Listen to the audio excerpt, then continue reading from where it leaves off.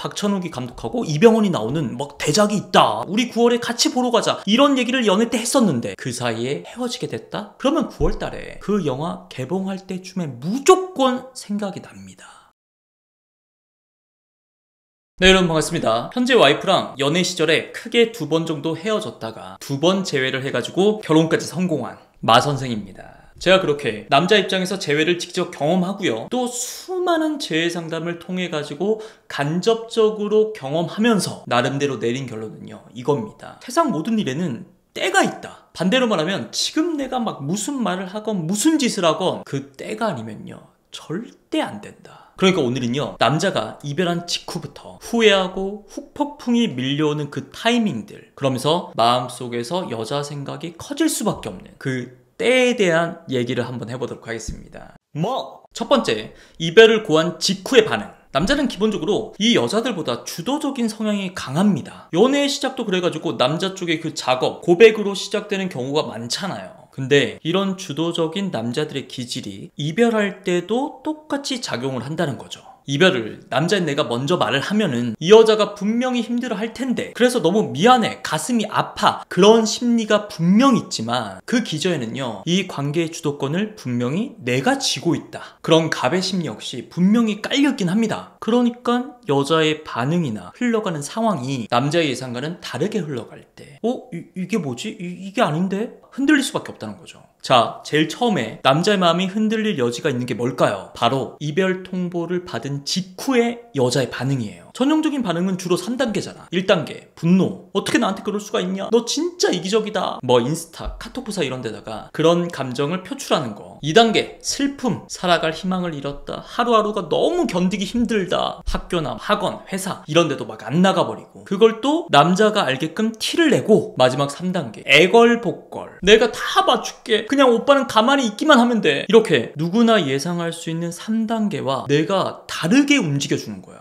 분노하지 말고 차분하게, 슬픔에 빠져있지 말고 담담하게 일상을 보내는 모습. 애걸복걸 하는 게 아니라 너도 고민하고 나에게 말한 이별이니까 받아들이겠다, 이런 태도. 설사 내 속은 막 미치겠고 그냥 하루하루 막 타들어갈지라도 겉으로 드러나는 모습만큼은 남자의 예상과는 완전히 다르게 흘러가는 모습을 보여줘야 된다고요. 이런 심리의 대표적인 예로 영화 미랑이 있습니다. 그 영화를 통해 가지고 전도연 씨가 칸에서 여우주연상을 받았죠? 거기서 자기 아들을 죽인 범인, 그 유괴범을 교도소로 찾아가가지고 용서를 내가 해주겠다 그럽니다. 그래서 면회를 갔거든요? 근데 막상 이 자식이 얼굴 표정이 너무 평온한 거야. 자기는 하나님으로부터 용서를 받았다고, 그래서 마음이 너무 평안하다고. 이때부터 전도연 씨가 막 흔들리기 시작합니다. 왜? 전도연 씨의 그 용서를 하겠다라는 그 마음의 기저에는 내가 용서하기 전까지는 너는 힘든 시간을 보내면서 죗값을 치러야 돼, 이런 자기 주도권이 있었으니까. 근데 그걸 빼앗긴 상황을 마주하니까 소위 말하는 멘붕이 온 거죠. 이별을 나에게 고한 남자도 마찬가지라 보시면 돼요. 그 남자의 주도권 내에서 내가 움직이는 모습을 보여주면 안 됩니다. 특히나 제가 이 타이밍에 제일 뜯어 말리고 싶은 건요, 그 주도권을 벗어나고 싶은 마음이 너무 강한 나머지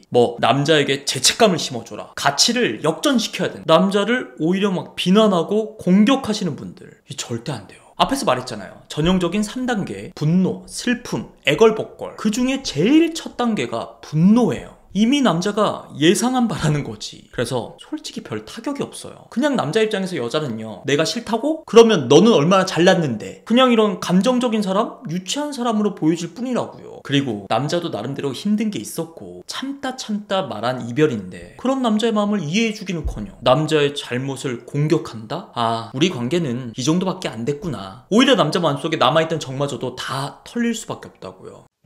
그리고 두 번째, 이별 후에 느껴지는 어쩔 수 없는 여자친구의 흔적들. 이별한 직후 한 최소 2-3주? 그때는 뭐 주변 지인들이 엄청 물어보겠죠. 여자친구는 왜 같이 안 왔냐? 혹시 둘이 헤어졌냐? 역시나 미리 예상이 됐으니까 나름대로 덤덤하게 반응을 할 겁니다, 그때는. 근데 최소한 한 달 이상 그 솔로인 상황에 어느 정도 익숙해진 다음에 남자의 부모님이나 친한 친구들, 미처 그 시간이 흐르기까지 둘이 헤어진 걸 몰랐던 거야. 특히나 그 사람들이 여자친구에 대해서 좋은 이미지를 갖고 있을 때, 마숙이는 잘 지내니? 헤어졌어? 그래도 마숙이 참 괜찮아 보이던데? 어쩌다 헤어진 거야? 완전히 헤어진 거야? 막상 그 순간에는 덤덤하게 그렇게 됐어, 이렇게 대답을 해도요, 혼자 딱 있을 때 무조건 생각이 납니다. 이 시간이 흘렀기 때문에 그 나빴던 기억은 덤덤해질 수밖에 없고요. 오히려 좋았던 감정들만 몽글몽글 서서히 피어오르는 거죠. 그리고 보통 남자들이 헤어지면요, 그동안 뭐 제대로 못 만났던 친구들 만나가지고 신나게 놀 것 같잖아요. 근데 그것도 진짜 잠깐이야. 대부분이 뭐 각자 일도 하고 그리고 연애도 하고 결혼 생활도 하고 있으니까 막상 한두 번 만나서 놀고 나면요, 그 다음부터는 뭐 할 얘기도 없어. 결국 매일매일 연락 주고받고 일주일에 최소 한두 번은 만나가지고 데이트 다니면서 같이 놀고 그랬던 여자친구와의 일상이 사라진 것에 대한 결핍을 느끼기 시작할 거라고. 특히 뭐 내 몸이 아플 때, 회사 일로 좀 마음이 울적할 때, 아니면 취미나 운동, 주말마다 같이 캠핑을 다녔다든지 골프 치러 같이 라운딩을 나갔다든지, 영화 같은 것도 9월에 박찬욱이 감독하고 이병헌이 나오는 막 대작이 있다, 너무 재밌을 것 같다, 우리 9월에 같이 보러 가자, 이런 얘기를 연애 때 했었는데 그 사이에 헤어지게 됐다? 그러면 9월 달에 그 영화 개봉할 때쯤에 무조건 생각이 납니다.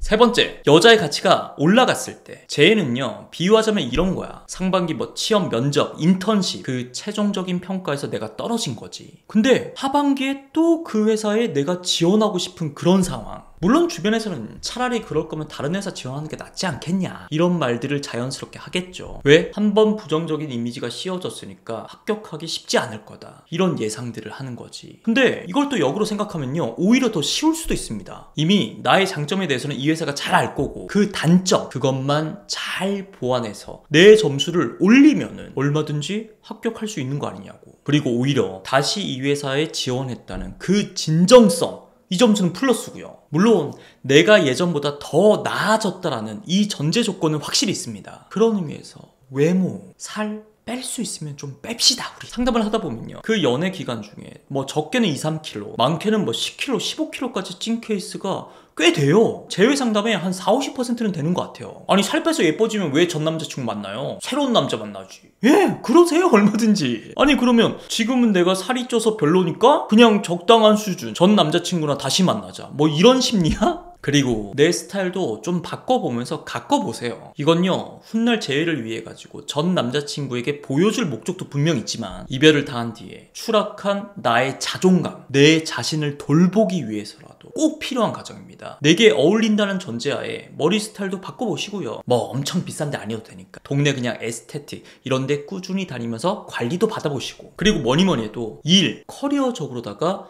여러분이 좀 발전했으면 좋겠어요. 뭐 이직이라든지 자격증 공부, 시험 준비, 뭐가 됐든 상관없어요.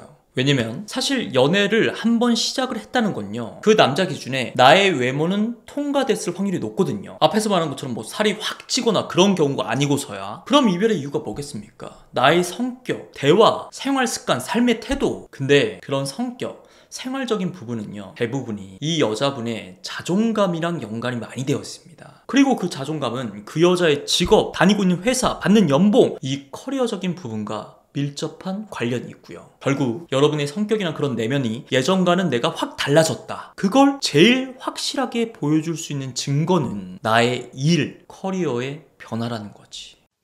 자, 오늘은 재회 기간 중에 그 남자의 단호한 마음에 균열이 가기 시작하는 그 타이밍에 대해서 알아봤습니다. 저도 재회 상담을 하면서 진짜 막 신신당부를 하는 게 바로 그 때를 제발 기다리시라. 제가 아무리 막 작전을 그리고 멘트를 잘 짜드려 봐야 그 때가 오기 전에 이분이 혼자서 막 급발진해가지고 일을 망쳐버리는 경우, 이게 너무너무 허다하니까요. 인간은 자연의 섭리, 시간의 힘을요 절대 이길 수 없습니다. 그 때를 기다리셔야 된다고요. 그럼 지금까지 마선생이었고요. 고맙습니다.